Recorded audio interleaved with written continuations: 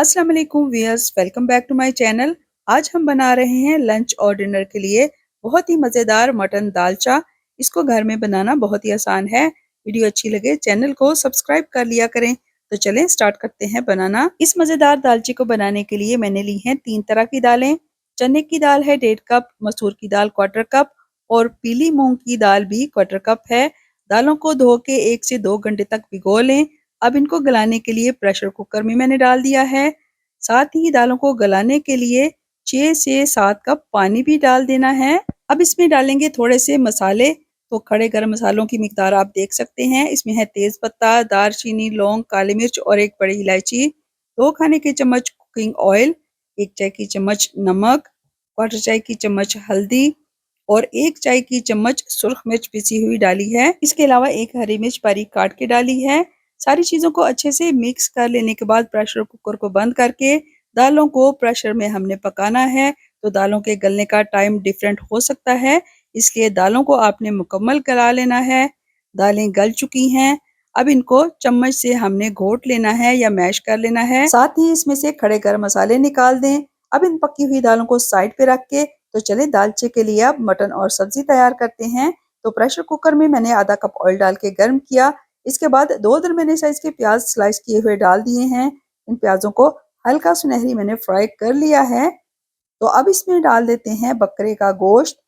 ये आधा किलो से थोड़ा सा ज्यादा है और बकरे के सीने का गोश्त है। आप बकरे के किसी भी हिस्से का गोश्त ले सकते हैं। गोश्त को भी फ्राई करेंगे यहाँ तक कि गोश्त का कलर बदल जाए, व्हाइट हो जाए। तो गोश्त का कलर देखिए व्हाइट हो गया है। अब इसमें डाल देते हैं 1 खाने का चम्मच अदरक लहसुन की पेस्ट। अदरक लहसुन की पेस्ट को भी 5 से 6 मिनट तक भून लेंगे। साथ साथ गोश्त भी मजीद भून जाएगा। तो फिर इसमें डाल देंगे नमक, मिर्च, हल्दी, धनिया पिसा हुआ, जीरा पिसा हुआ और गरम मसाला पिसा हुआ। इनकी मिकदार मैं मेंशन कर रही हूँ, स्क्रीन पे आप देख सकते हैं। थोड़ा सा पानी डाल के मसालों को अच्छे से भून लें। इसके बाद बारीक कटे हुए टमाटर डाल देने हैं। तो ये 2 बड़े साइज के टमाटर थे। टमाटर डालने के बाद गोश्त और टमाटरों की अच्छे से भुनाई करें यहाँ तक कि टमाटर मैशी हो जाएं, गल जाएं।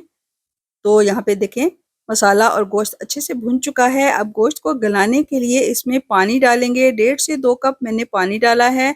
आपने अपने गोश्त के मुताबिक पानी डालना है और गोश्त को 90% तक गलाना है। तो गोश्त यहाँ पे देखें 90% तक गल चुका है। अब इसमें मैं डाल रही हूँ लंबी वाली लौकी, जिसको मैंने मोटा काटा हुआ है, क्योंकि दालचे में लौकी को बड़े पीसेस में काट के डाला जाता है जो कि दिखने में अच्छे लगते हैं। इसमें बारीक कटी हुई लौकी बिल्कुल नहीं डालनी। तो ये लंबी वाली आधा किलो लौकी थी। 3 से 4 मिनट तक मैंने गोश्त के साथ लौकी को भी भुना और अब लौकी को गलाने के लिए इसमें 1 कप पानी डालना है। क्योंकि लौकी को मुकम्मल नहीं गलाना, इसको हमने खड़ा खड़ा रखना है। पानी डाल के मिक्स किया और प्रेशर कुकर को बंद करके 1 से 2 मिनट तक प्रेशर देना है। तो इस तरह की खड़ी खड़ी मोटी कटी हुई लौकी दालचे में होनी चाहिए। अब इसमें डाल देते हैं उबली हुई दालें। ये सारी दालें डाल के अच्छे से मिक्स कर लेंगे और फिर डाल देंगे 3 से 4 खाने के चम्मच इमली का पानी।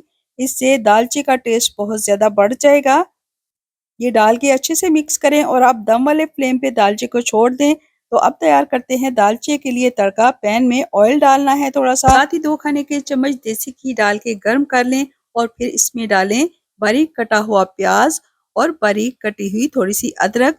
इनको हल्का सुनहरी फ्राई कर लें और इसके बाद आधी चाय की चम्मच साबुत सफेद जीरा फ्राई करना है। सारी चीजों को बारी बारी इसलिए डाल रहे हैं कि कोई भी चीज जले ना। 2 हरी मिर्चें मोटी काट के डालनी है। 1 चाय की चम्मच सुर्ख मिर्च पाउडर डाल दें।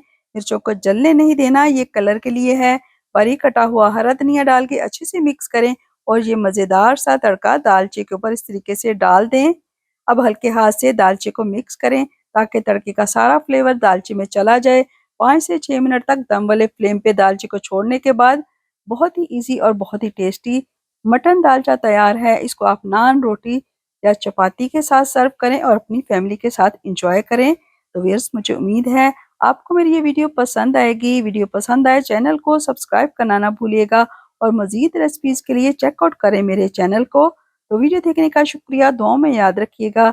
अगली वीडियो तक के लिए अल्लाह हाफिज।